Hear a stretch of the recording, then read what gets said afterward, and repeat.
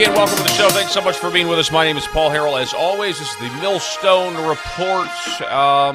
Bringing you the news. We can't do the program without you every single day, and we do really very much appreciate it. We got a great show for you. Hope everybody had a great weekend. Hope everybody had a blessed Lord's Day yesterday as we start things out. We got a few things to get to today. We're going to start in reverse, and then we're going to end on where we're going to start.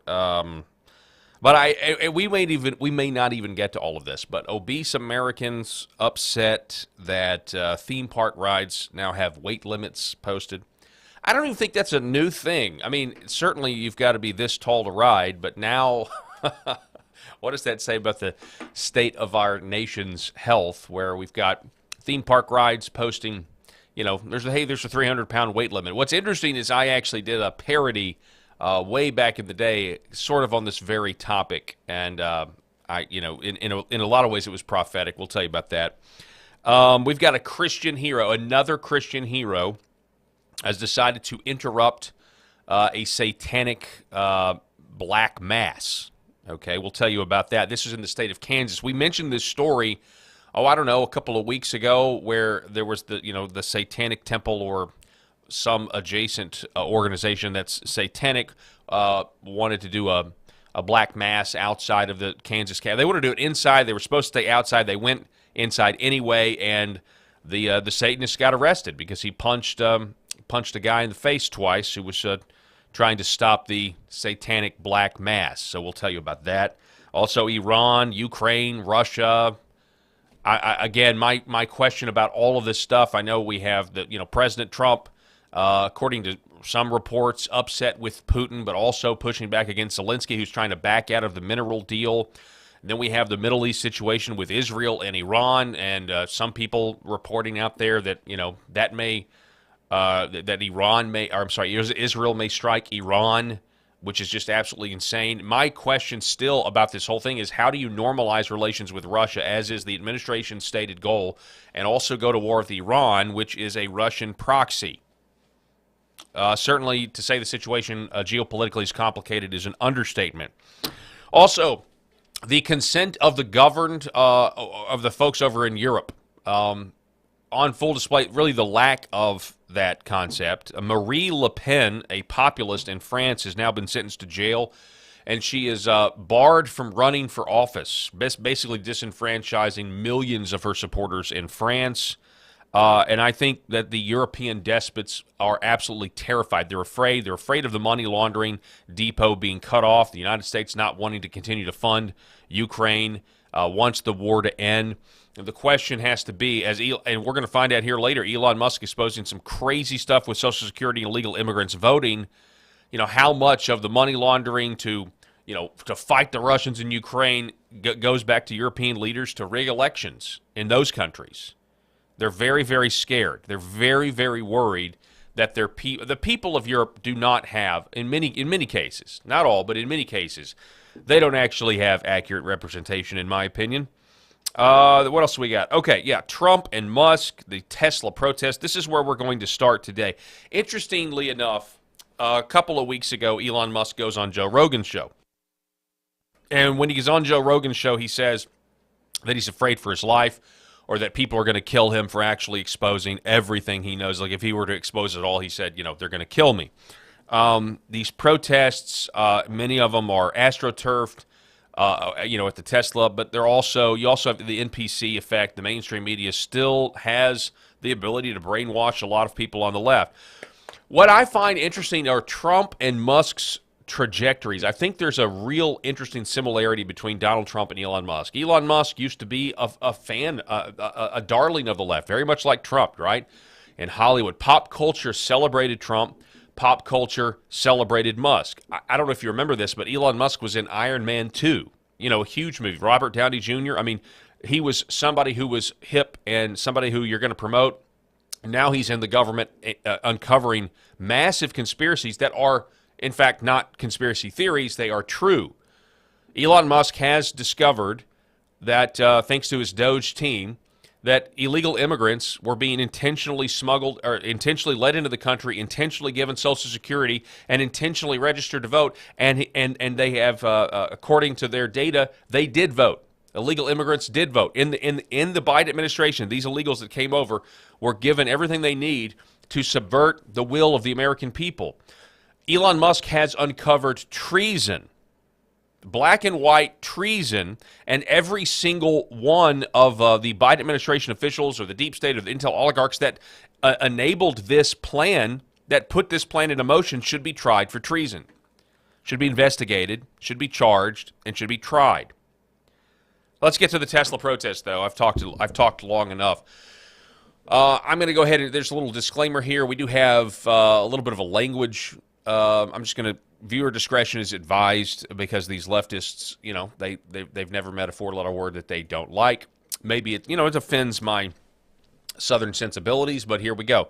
Elon Musk is calling to arrest those funding the Tesla protests and funding the Tesla attacks. He says attacks. That's what they are. The vandalism. You know, I got a buddy of mine who's been on the show, Jacob Holloway. I think we're going to do another show with him this week, kind of on this topic. He actually owns a Tesla, and he doesn't necessarily keep he's not necessarily a news hound like in the day-to-day. He texted me over the week. He was like, dude, did you know about this Tesla stuff? He said, I had no idea. I'm driving around as a marked man. I was like, yeah, especially, he lives in Atlanta. So, yeah, you are driving around as a marked man, and on Saturday it was like, supposed to be this national day of attack Teslas, and, so here's a Cybertruck driver trolling these protesters, driving up, and we're not going to listen to the whole thing, but here is just a little bit of what it sounds like. This is America right now.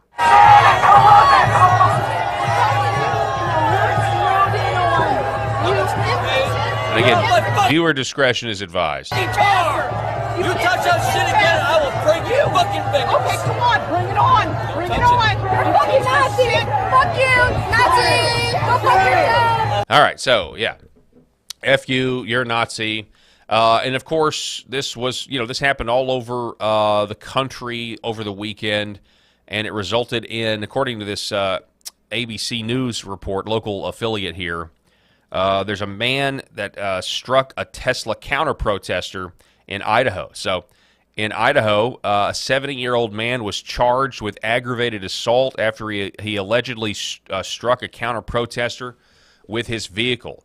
So basically what happened is a 49-year-old man drives up to the Ohio rally. He is a Trump supporter. And then this guy named Christopher Talbot, who's 70, of Meridian, Idaho, made an obscene gesture towards him and then struck him with his car, which is attempted murder. That's attempted murder. No way getting around that. Here's a local report, what it sounded like. We just learned that a 70-year-old man was arrested after Meridian police say he hit another man with his car during today's demonstrations at the Tesla dealership in Meridian. Police say 70-year-old Christopher Talbot of Meridian made an obscene gesture towards a counter-protester and then hit him with his car. Police say the victim had been driving a truck with pro-Trump flags and had... So we're seeing, I mean, it's the same deal with all of the rhetoric that led to the assassinations, I know that was the assassination attempts. But, I mean, you could also say it led to in many ways, the 2020... the 2020 election theft, irregularities, and that sort of thing. I mean, if the media is nonstop saying that the re-election of Donald Trump is electing a Hitler, electing a fascist, then, your local election official who's a Democrat thinks that breaking the law is the moral thing to do, right? No, you're going to stop a dictator. Who wouldn't stop a dictator from rising to power? A very similar thing. So these Tesla protesters, the ones that are NPCs and not paid, they believe they are acting justly. They believe they are doing the right thing. It's really sick and inverted. We also have, okay, so here's another video. This is somebody named Carlos Tercios. He posted a video. This was in South Lake. Is this in Texas?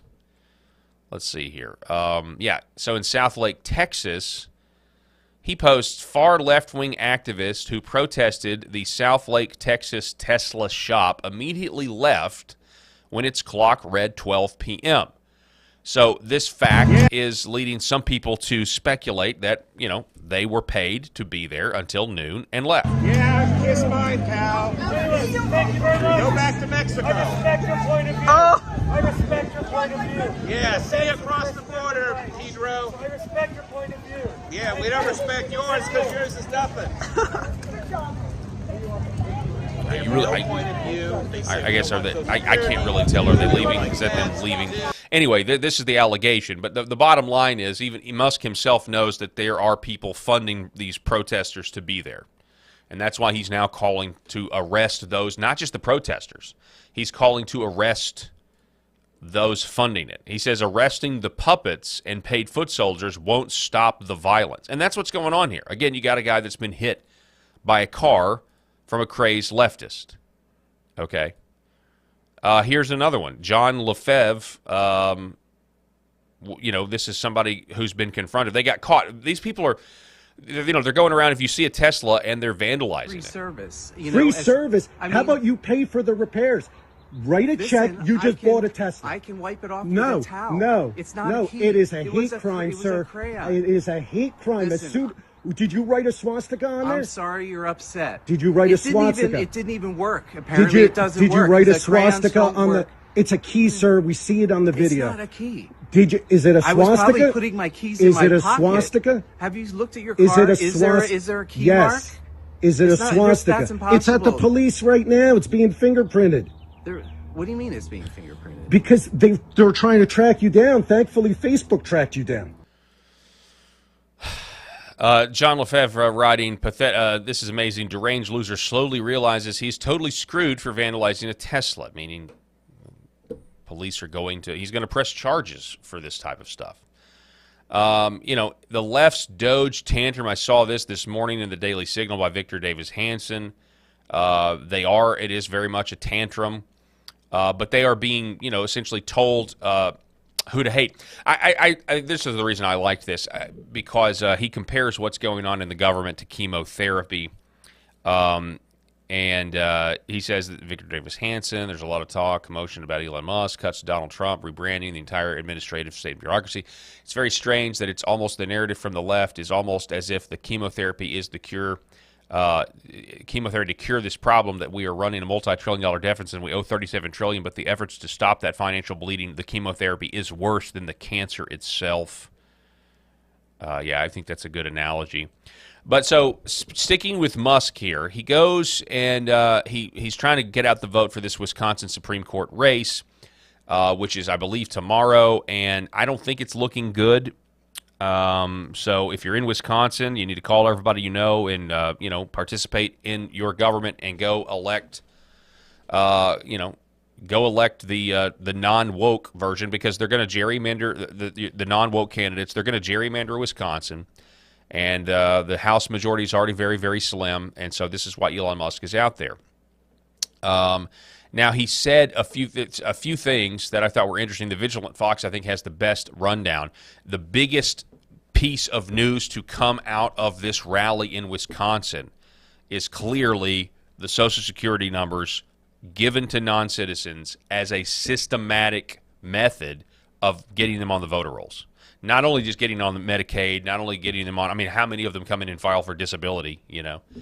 But they revealed treason at this rally. They have uncovered a plot within the deep state, to essentially demographically destroy this country, make it a permanent Democrat slave colony, and to where there is never, you know, where there is literally no chance. It's a one-party rule, and they, you know, obviously they're going to say it's democracy in work.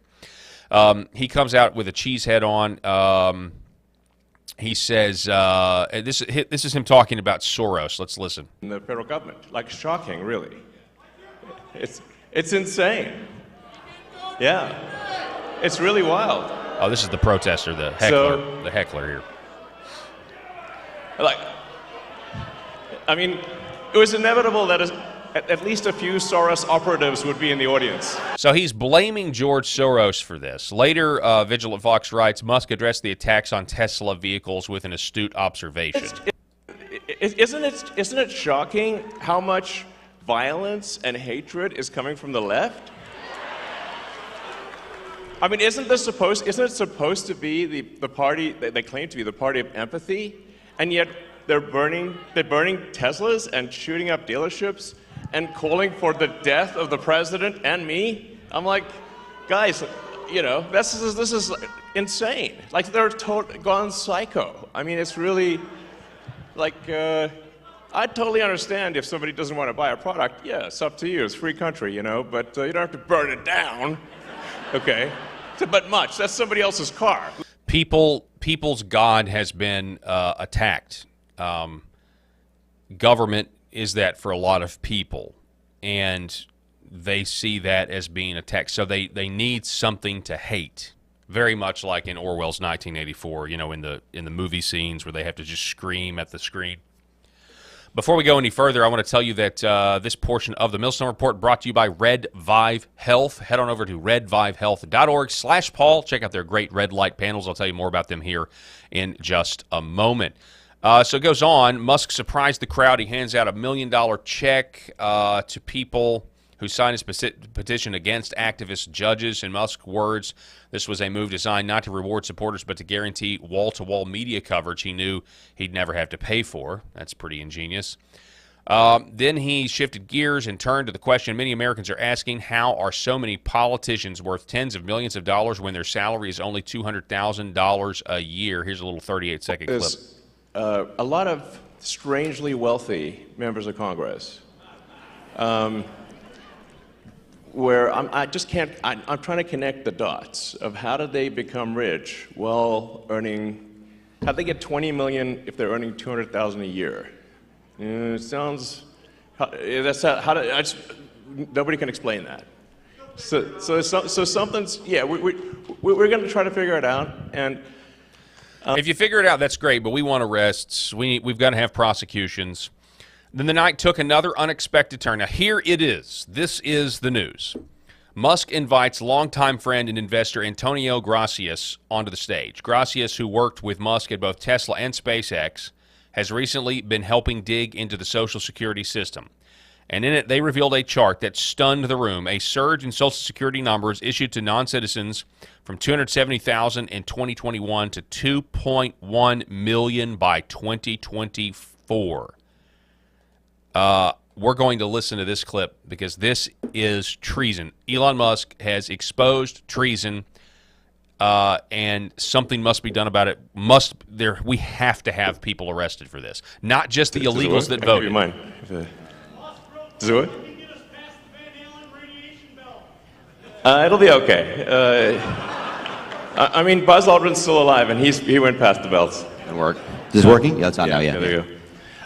So, Antonio, can you tell us what you... Antonio is helping out with the Social Security. So just trying to review Social Security, where you may have heard that we found 20 million dead people marked as alive in the Social Security database. This is so crazy. And then you'll notice there's a strange trend here where how many Social Security numbers were issued.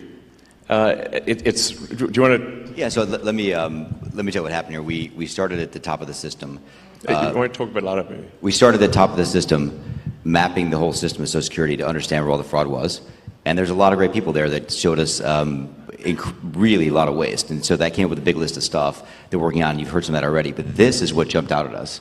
When we saw these numbers, we were like, what is this? In 21, you see 270,000 people. Goes all the way to 2.1 million in 24. These are non-citizens that are getting Social Security numbers. Yeah, this is a mind-blowing chart. Yeah, just this literally blew us away. Like, we went there to find fraud, and we found this by accident. And this isn't political, by the way. My parents are immigrants. Yeah, this country's been great to us. My brother and sister are all born in Spain. I'm pro-legal immigration. This is not political. This is not political. This is about America and the future of America. And there are a lot of good people in the system that pointed this in this direction. I want to honor them right now, that work in the government today, who took risks to show us these numbers and tell us what's going on. Yeah. So I want to stop for a minute. I want to honor those people today. Very good people. Very good people. I have been from D.C. to Social Security offices to the border to track this down, and very good people have helped us along the way. I want to thank them. Yeah. This number, what this Somebody knows where the bodies are buried. is when you come in the country, if you're illegal, there's a couple ways to come in. You come in through a port of entry, and you can tell them you're afraid, and they'll give you an asylum case. You'll get an interview, then you get in. That's one way to do it. Another way to do it is to just go to the border. Literally, this happened. I talked to Border Patrol myself. Elon was there too. I went to Laredo, and I went to Bronzeville. Elon went to Eagle Pass. You walk up to a Border Patrol officer, and you tell them you want to come in. They have a couple of choices. They could charge you with a misdemeanor or a felony under 1325, or they can make it an administrative offense, like a parking ticket, basically. They were told to do that, make it an administrative offense under the last administration.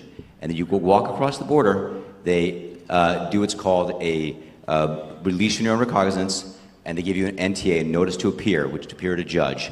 The wait times on judges are like average 6 years. Look at Grok, you'll see it on immigration judges. There's only 700 of them. This is 5.5 million people. Okay? So what happens then? Once you're in the country and you got asylum through one of these pathways, and we map the whole thing out, you can apply for a work document. You file a 765, it's the work form. You get this form called the 766, that's the authorization, and then Social Security Administration automatically sends you in the mail your Social Security number. No interview. No ID. This is worth, like, just reiterating. It's I not want to hear that. that one more time. We'll walk across the border. They do what's called a release from your own recognizance, and they give you an NTA, a notice to appear, which to appear to judge. The wait times on judges are like average 6 years. Look at Grok, you'll see it on immigration judges. There's only 700 of them. This is 5.5 million people. Okay? So what happens then? Once you're in the country and you got asylum through one of these pathways, and we map the whole thing out, you can apply for a work document. You file a 765, it's the work form. You get this form called the 766, that's the authorization, and then Social Security Administration automatically sends you in the mail your Social Security number. No interview. So you're literally you're released with your own recognizance.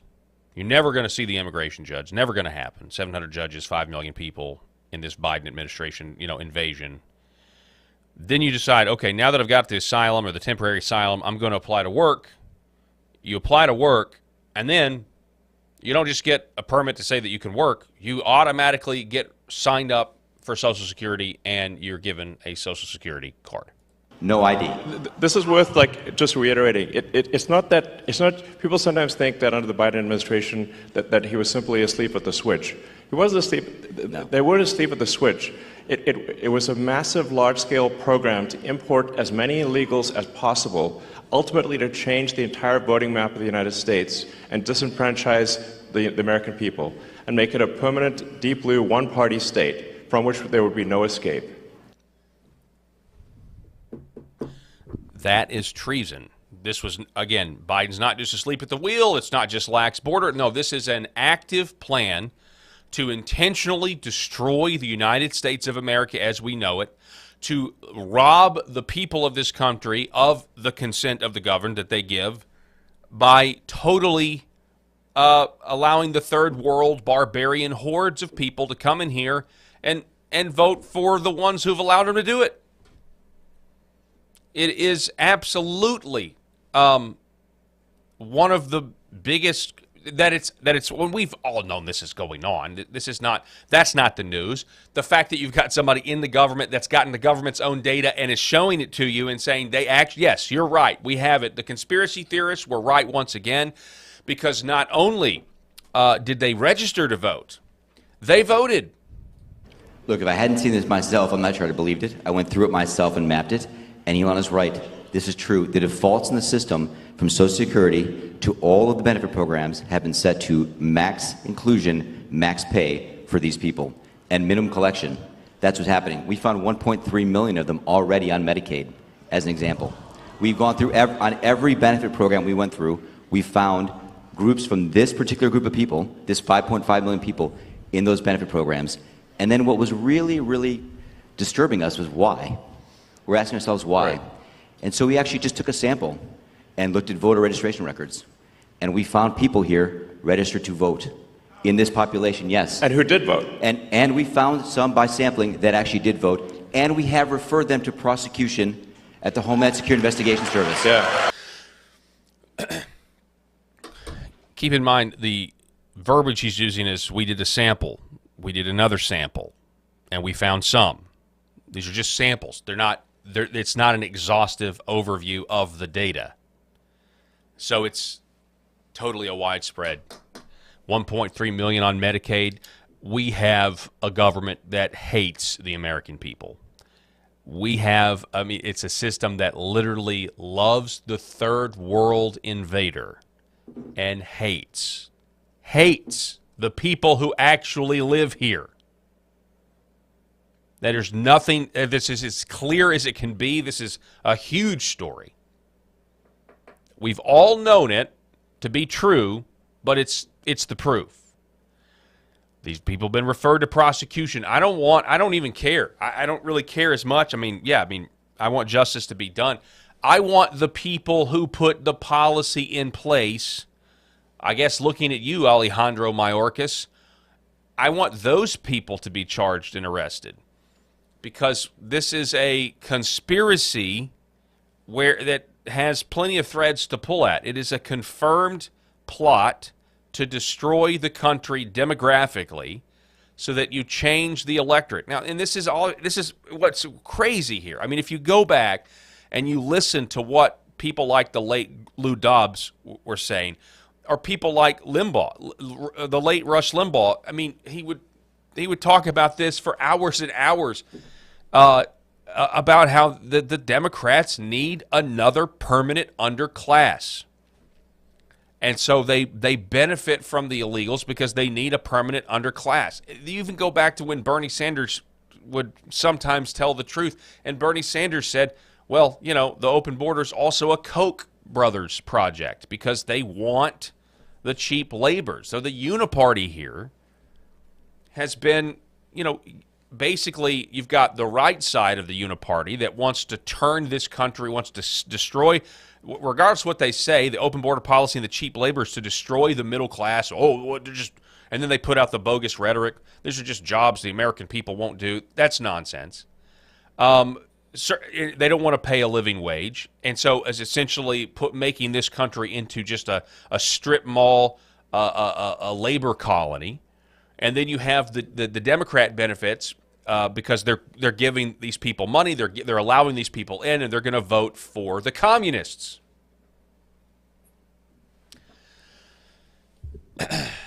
Here it is. This is the proof. So here's the deal. Where's the FBI? Where's Pam Bondi? We need to be saying this every single day that we can. Like the people that instituted this, the officials that were responsible for these policies, obviously the illegals, but I think the mid-management and the upper management, all of them who were doing this, need to be put under the microscope, need to be investigated, evidence needs to be gathered, they need to be charged, and they need to be tried. And we should demand no less than that. This is an incredible story. The black and white proof in front of our faces. Treason on display. And this is just one instance of it. Obviously, there's plenty of other instances that don't have to do with illegal immigration, that have to do with this, that have to do with treason as well. Folks, before we go any further, I want to tell you about Red Vive Health, the great folks over at redvivehealth.org. I want you to go to redvivehealth.org/Paul and explore the power, the healing power of red light. Red light, near infrared light. You want both wavelengths in a panel. You don't just want one or the other. You want both of these frequencies. And that's what you get in targeted doses. These waves have a healing effect on the body. You've got the red light, which is absorbed by your skin. You feel fantastic. It leads to enhanced skin health, collagen production, anti-aging. And then the near-infrared light penetrates deeper into your body, which reaches your organs, your tissues, your deep tissues, your muscles, your bones. And you need this. We're not meant to sit at cubicles. We're also not getting the amount of vitamin D that we need. You're going to look better. You're going to feel better. You're going to perform better. I want you to check this out. This is medicine. I can't stress this enough. Red light is the future, but it's actually here. These are clinical strength panels you can get for your home, and I have one, and the energy boost that you feel, the general wellness that you feel from giving your body this, especially if you do it first thing in the morning. It's also recommended to do it right before bed because it really works with your circadian rhythm, and the light kind of does what your body wants it to do at any particular time. I don't make a habit of doing it at night. I haven't yet. I've only do it in the morning, but they say if you do it in the morning at night, right before bed, it's amazing. Lighting your path to wellness, I want you to go right now to redvivehealth.org/Paul. Maybe you're not ready to buy yet. Just go to redvivehealth.org/Paul and look at their own research. Look at the science behind what this does to your body and get off the big pharma hamster wheel and break the cycle. Lighting your path to wellness, redvivehealth.org/Paul. 0% interest financing is available. All right, back to this story here with Musk. Just kind of analyzing the trajectory. Oh, no. We want to get to this first. This was a great moment at this rally in Wisconsin. As some of you guys know, the show here, we want recognition in public life of the Christian God, of the Bible, of Jesus Christ. And anytime that happens in public, that's something that I want to spend some time on and I want to highlight. So here is a pastor's son and a pastor offering prayers, and they did it. They prayed for Elon Musk to be safe and to be protected as he continues to uncover all of this corruption. And I want you to remember the Joe Rogan interview where he says they're going to kill me if I unveil all the corruption that I've seen. I think this is a very real possibility that we all have to consider. And I say this knowing that God uses flawed people to accomplish. Like, I am not a fan of Elon Musk's Neuralink. I'm not a fan of transhumanism. And at the same time, I think what is going on and what is being exposed, proving every stereotype we ever thought about government being completely correct, is a service to this country and really to mankind in general. But here's the prayer where they explicitly pray to Jesus Christ. To ask you if it would be okay. I brought my dad with me. He's a pastor, and I just thought if it's okay with you, I would love for him to say a prayer for you as well, for your protection. Sure. Thank you.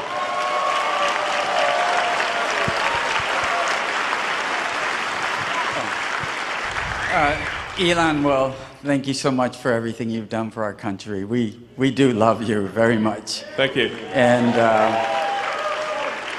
And as a pastor, but just as a person, right? And even if I wasn't a Christian, and I know not everyone here is a Christian, but I think there's quite a few of you here and who are. Either way, we love all people. That's not the issue. The issue is fairness, what you're talking about. The issue being just, and the justice being a weapon instead of lawfare, instead of actually just, and all this corruption you're talking about. And that's a bad spirit, if you want to say it that way, putting it nicely. It's something evil that has come against our country, our morals, our families, etc. And then you and the president and others getting attacked with this outrage and this hate. So if you would, allow me to pray. Thank you. If you'd all who want to, please join me, bow our heads and pray. Gracious Heavenly Father, we are thankful for our country. We are thankful that God does bless America, and that God is the source of all goodness, love, and provision, and that you, Lord God, have provided a great nation with a great history. And although we've gone through many rough times, you're still very present and active with us. Thank you for protecting President Trump from that fatal attack.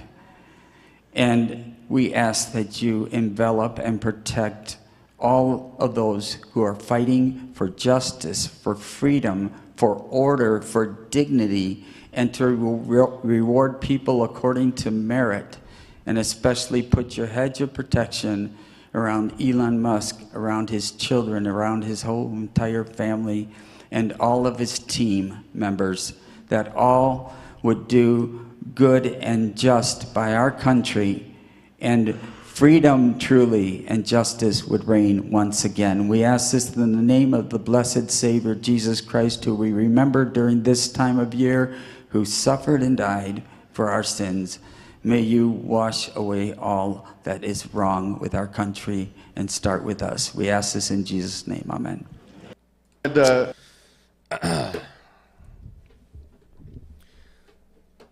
we can pray that that prayer would be answered. Praise the Lord. That's awesome. And it's good to see that kind of public expression in our country. Before we go any further, I want to tell you that this particular portion of the program is sponsored by Curable Premium Health, curable.com. That's Kuribl.com. CBD products, stopping inflammation, stopping pain. We'll tell you more about Curable and their great CBD products here in just a moment. I want to talk a little bit about the trajectory of both Donald Trump and Elon Musk. I mean, Donald Trump used to be written about in rap lyrics, like in the rap industry, in the black hip-hop industry. He used to be written about because he was so wealthy, and that's something that gets that section of the population's attention in a big way, right? Then you have, and then of course we have Donald Trump on The Apprentice and just his massive celebrity. I saw he's in Home Alone 2. He was on the Drew Carey show. I saw that clip circulating around. Guy was a very, very famous man. And then of course he becomes the bane of the left's existence. Many people who probably once thought that Donald Trump was on their team, they can't stand him now. They hate his guts, and pick your reason. All right. Elon Musk is the same way. Here we have a guy who was promoted in pop culture as, he's the richest man in the world, but he's also supposedly, promoted as the smartest guy. Here's a guy who's going to create these amazing electronic vehicles. Here's a guy that's going to put people on Mars. Here's a guy that's going to, we're not going to be suffering under, the left loves to say that petroleum is bad, oil is bad, carbon emissions are bad, so let's make these electric vehicles, even though the batteries themselves have a huge carbon footprint. All that aside, like this was the goal, right? I mean, you talk to somebody, it's crazy, honestly, like how many Southern people who drive pickup trucks who would never even, buy a Tesla or even think about buying a Tesla are now fans of Elon Musk. The whole idea of the electric vehicle is very much a pretentious left-wing, I'm better than you idea. Like the people who would own an electric vehicle, there are stereotypes that I'm not saying there's never a conservative or something that's fine, but like it is a left-wing idea, and it's universally thought among people that have adequate testosterone levels to be kind of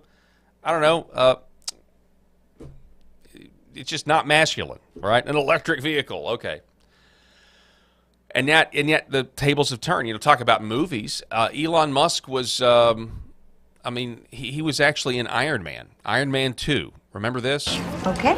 Mr. Musk, how are you? Congratulations on the promotion. Thank you very much. Thank you. Those Merlin engines are fantastic. Oh, thank you. Yeah, good idea for an electric jet. You do? Yeah. Then we'll make it work. A good idea for an electric jet. Talking with Tony Stark. That's the other thing. People literally were saying that Elon Musk is the real-life version of Tony Stark in the comic books in the Iron Man. Like this is the trajectory of Musk. He was just wildly celebrated as the real-life version of Tony Stark.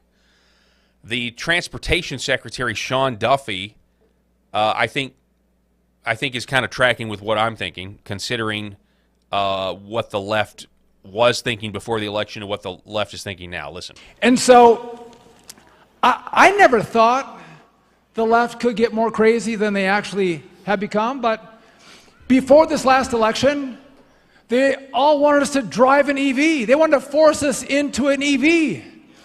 After the election, they're burning EVs. How crazy is that? It is crazy. They are crazy.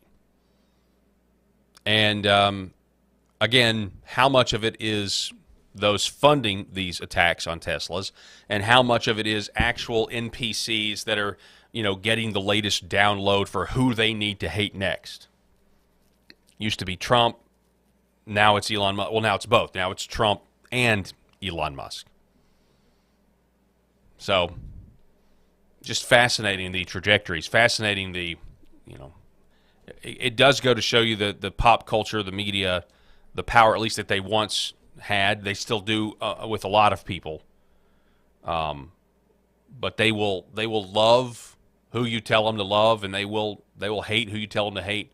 And you could certainly reverse this and look at the concept, because you could look at it on the right side as well, because the bottom line is too, right? There were people that used to be very skeptical of Elon Musk.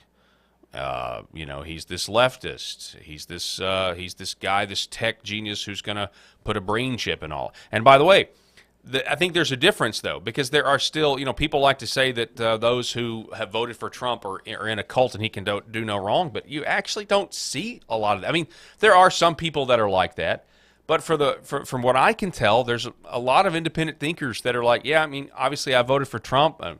I like what Elon Musk is doing, but I'm willing to criticize Trump when he, gets us close to starting another war in the Middle East with Iran and on behalf of Israel. Like, people are critical of that because they don't want any more dead soldiers in the Middle East. They don't want any more Americans going over there to fight and die. Likewise, there's plenty of Trump and Elon supporters that are like, yeah, when he wore the devil's armor Halloween costume, that's a red flag for me. But you know what? Isn't it awesome that he was just in that arena and was prayed over and in the name of Jesus Christ? Like these are positive things, that are working. All of these forces working under the sovereignty of God right now. And likewise, people say, I support Musk, support what he's doing, love the stuff that he's exposing. I'm not going to put a brain chip in my body. I don't want to do that. I'm not down with the transhumanist thing. Worried about AI, worried about how it's being used. Anyway, there actually are a lot of, I think, critical thinkers out there when it comes to the different issues. Like, you can agree with someone on an issue, and that doesn't mean that you agree with them on everything. This is a very difficult concept for some on Christian X, Reformed X specifically, to come to grips with this idea.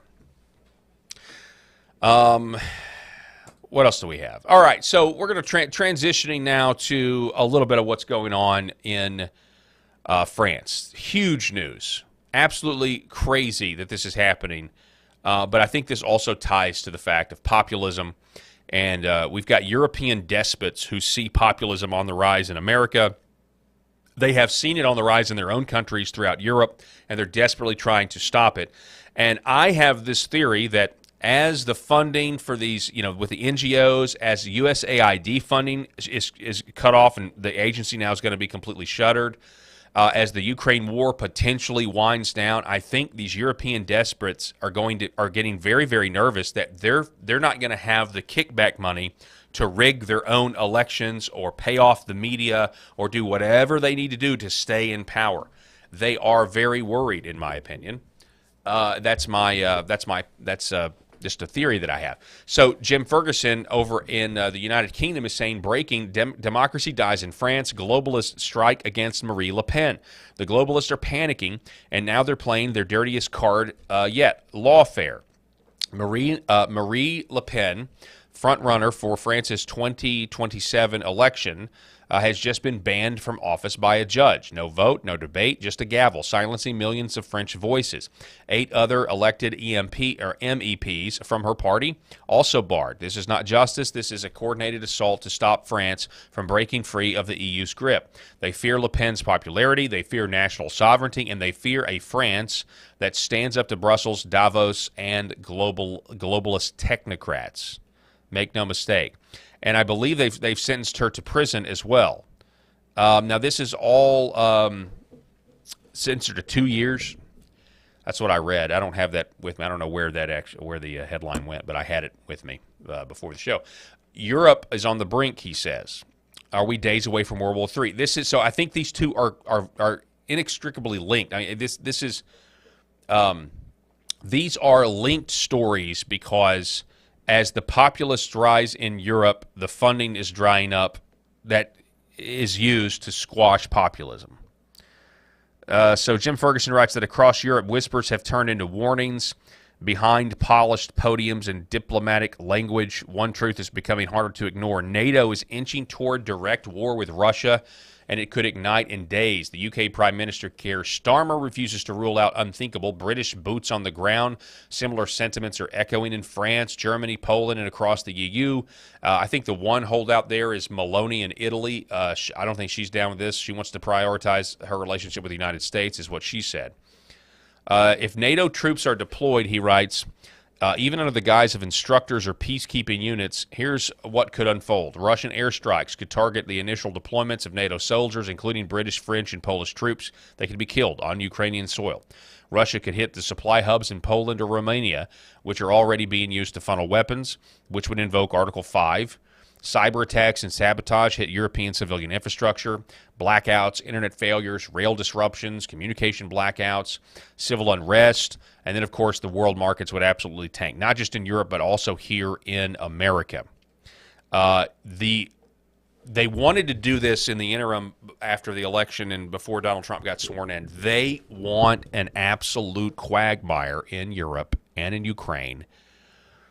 They want a world war to stay in power, to support and basically to keep our corrupt financial system, which rewards corruption, in power, totally also undermining what I believe President Trump is trying to do. At least on paper, it looks like Trump is trying to institute his own financial revolution here in the country with the External Revenue Service instead of the Internal Revenue Service, with tariffs and the like. A planned economic collapse and a war to do it is certainly on the table here. The stakes have never been higher, and this is just talking about Europe. We're not even really talking about what could happen between Israel and Iran, which we don't want any more wars. We don't want any more wars. We want peace. We don't want more dead. We don't want more dead human beings. We don't want more dead children. We're done. Here's Donald Trump talking about Iran. Listen. The secondary tariffs on Iran, and we'll probably give it a couple of weeks, and if we don't see any progress, we're going to put them on. We're not putting them on right now, but if you remember, I did that 6 years ago, and it worked very well, to put it mildly. And if the election weren't rigged, you would have a situation where there would be no problem with Iran today, but it was. Biden didn't know what he was doing, obviously. And we have a very rough situation in the Middle East because of that. You ended up with October 7th, and you would have never had October 7th, and you would have never had Russia going into Ukraine likewise. But we're going to make a decision on secondary tariffs on Iran based on whether or not they're going to make a deal. If they're going to make a deal, then we're never going to put secondary tariffs on. We're going to hope they have a great, long, and... All right, so Trump is saying he wants to make a deal with Iran. Sounds good to me. And yet, I don't know if the neocons and the nation-state of Israel wants to make a deal with Iran. I don't think they do. Interesting. We'll see what happens. We also have this. Trump warning Zelensky he better not back out of the minerals deal. A lot of deals that Trump is trying to get in place, from what I can read and listen and hear. And there are forces that don't want these deals to go forward. Zelensky, by the way, I see he's trying to back out of the rare earth deal. And if he does that, he's got some problems, big problems. We made a deal on rare earth. And now he's saying, well, I want to renegotiate the deal. He wants to be a member of NATO. Well, he was never going to be a member of NATO. He understands that. So if he's looking to renegotiate the deal, he's got big problems. Again, my question I don't really hear anybody saying this. This is why we're trying to get Douglas McGregor on. I don't hear anybody saying that the peace deals between Russia and Ukraine are linked or connected in any way geopolitically with a potential deal with Iran or peace in the Middle East. I haven't heard anyone say this but me. And if you hear anybody, let me know. Follow me on X and send me a link or something. Because I don't see how you establish normalized relations with Russia, which is what Rubio has said. That's what Trump has said. That's what the administration has said. Not just like when they want peace, they want to normalize economic relations with Russia. How do you do that if you also go to war with Iran or you attack Iran? Like, how does that actually happen? And I don't think it can. So for the idea that I just don't see how you have peace between Ukraine and Russia and also don't have peace between Iran and the United States. That's just I'm still trying to figure all this out. So more on the geopolitical situation. Over the weekend, you had a possible assassination attempt on Putin, is what was reported by Jim Ferguson. There was a luxury limousine from Vladimir Putin's official motorcade that exploded in the streets of Moscow, just blocks from FSB HQ. According to reports, there was no one inside. This video showed more of less of an explosion, kind of, and to me, more of just a fire. But of course, it picks up with the car on fire. It's not, it may have in fact actually exploded. But you see some of that there. This actually happened a few days after Zelensky told to the press that, Putin wouldn't be around much longer, and I'm paraphrasing. And so it's a very, very dangerous situation. And for the sake of our kids, for the sake of our nation, we really don't want World War III. So say a prayer that cooler heads would prevail. Man, we're not going to get to the rest of the show. All right, well, we are going to get to this, but before we do, I'm going to tell you about Curable Premium Health and the great CBD products that they have over at curable.com. I want you to go there right now. Believe it or not, and I don't know if this is what it's used for, but I made some for a church fellowship yesterday. I made some pork pastor or whatever, pastor. I don't. Anyway, I love it. Anytime I go to a Mexican restaurant, I want the pastor, right? So that's what I made. I made my own marinade. Didn't really realize. I looked it up. Didn't realize that the pastor is an orange juice base. It was fantastic. It was delicious. We did the Mexican peppers. It was great.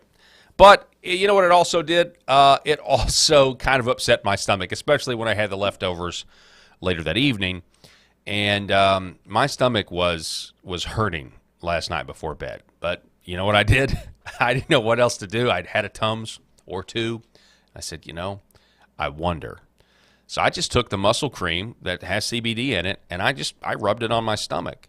And I'm just letting you guys know it worked. I mean, I got to sleep eventually, and I felt better. And here I am at work now. So I just want you to know that the idea of the CBD, you have cannabinoid receptors. The CBD really works. It reduces inflammation.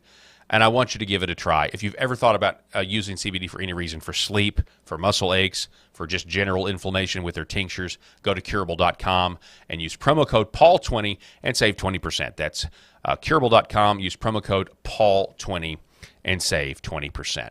So we're big on Christian heroes around here. We love to highlight Christian heroes. And the modern-day Christian heroes are those who are willing to stop Satanism in public. This is a guy by the name of Marcus Schroeder. Marcus is a Christian hero who interrupted a satanic ritual inside the Kansas State House He was punched in the face twice, and then the Satanist was arrested. We have some footage of it. This is what it looked like and sounded like. He doesn't have permission. He's supposed to be outside. Before the mighty and ineffable prince of darkness, Jesus Christ is king. In the presence of all the dread demons of the pit. So this guy, the Satanist, he wasn't even supposed to be in the Capitol. He was forbidden from doing this ritual in the Capitol. He was supposed to protest outside, but he comes in there anyway. You can hear people saying you're not allowed to be here. And in this assembled company, I acknowledge and confess my past allegiance. I acknowledge and confess my past. Punches him in the face, and then the cops throw him to the ground.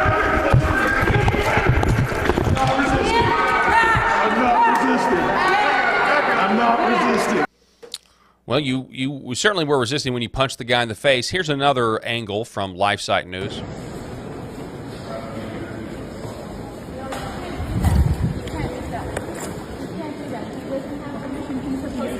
Before the mighty and the presence. There he goes. I acknowledge and confess my past.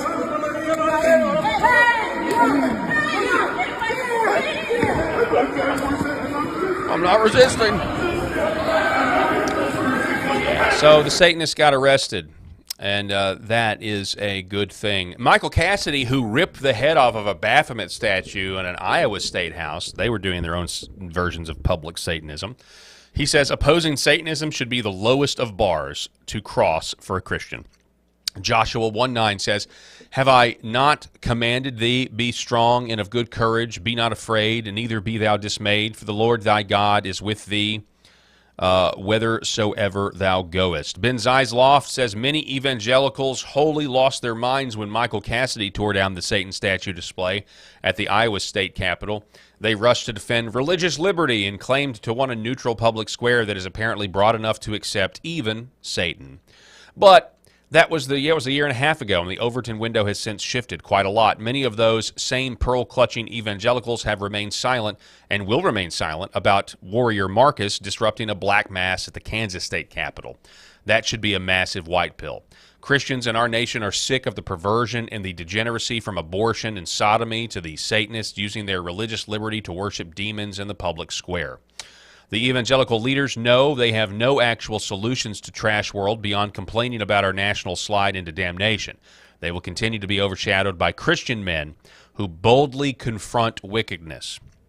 Oh, and by the way, I do believe Warrior Marcus has set up a Marcus Schroeder. If you want to donate to Marcus Schroeder's bond and attorney, they got $9,000. He's going to need probably some legal help here. After taking that stand, much like Michael Cassidy needed legal help as well after taking his stand.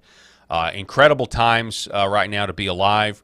John Luke writing, Galatians 6:7, "Do not be deceived, God is not mocked, for whatever a man sows, he will also reap." And there is the Satanist who wanted to do the Black Mass, attempted to do the Black Mass, being escorted out of the Kansas State Capitol in handcuffs. It's actually been a pretty good week.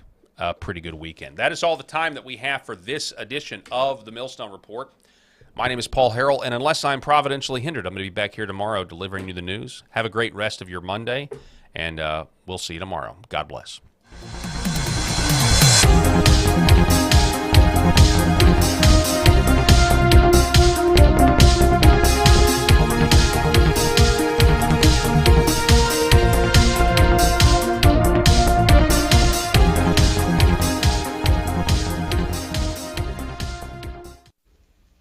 The very foundation of the Christian faith is based